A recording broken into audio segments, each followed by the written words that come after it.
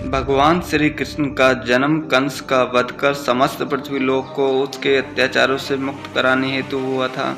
किशोर अवस्था में ही गोकुल से मथुरा आ गए थे तथा दुष्ट कंस का वध किया। कंस की मृत्यु से दुखी उसके ससुर जरासंध ने एक विशाल सेना को लेकर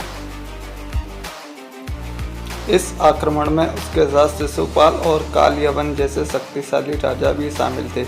जल्द ही सेना मथुरा जा पहुंची। मथुरा की राज्यसभा में कृष्ण तथा बलराम को सेना सौंपने का संदेश भेजा गया।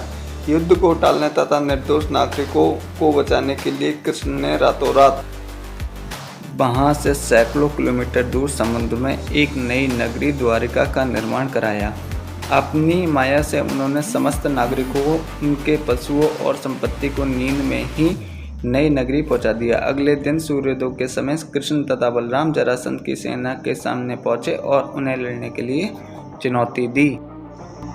जैसे ही जरासंध और दूसरे राजाओं ने कृष्ण को मारने के लिए शस्त्र उठाए, तभी दोनों भाई भागने लगे। उन भाइयों के पीछे जरासंध और कालयवन जैसे राजा भी भागने लगे। कुछ ही देर में दोनों भाई बहुत आगे निकल गए। उनके पीछे केवल मात्र कालयवन ही रह गया। उसे देवताओं ने वरदान दिया था कि उसकी हत्या किसी अस्त्र या शस्त्र से नहीं होगी। ऐसे में वह निर्भीक था। लगातार कृष्ण का पीछा करते करते एक गुफा में जा पहुंचा। गुफा में राजा मुकुटचंद सो रहे थे, जिन्हें इंद्र ने वरदान दिया था कि जो भी इन्हें उठाएगा जलकर भस्म हो जाएगा। वहीं पहुंचकर कृष्ण सोए हुए मुकुंद पर अपना पीताम्बर डाल दिया और स्वयं छुप गए। कालयवन भी वहां पहुंचा और सोए हुए राजा मुकुटचंद पर पीताम्बर देख कृष्ण समझ बैठा।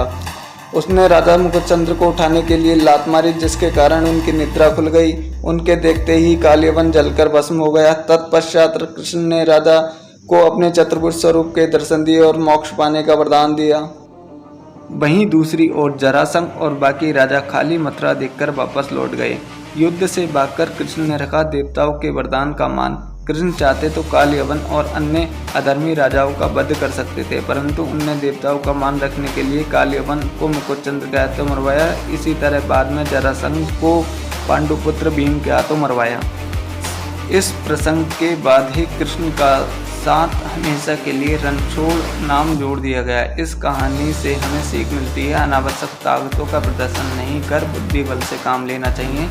इसी तरह हम अपनी शक्ति को रोक सकते हैं और बड़े से बड़े संकट का सामना कर सकते हैं।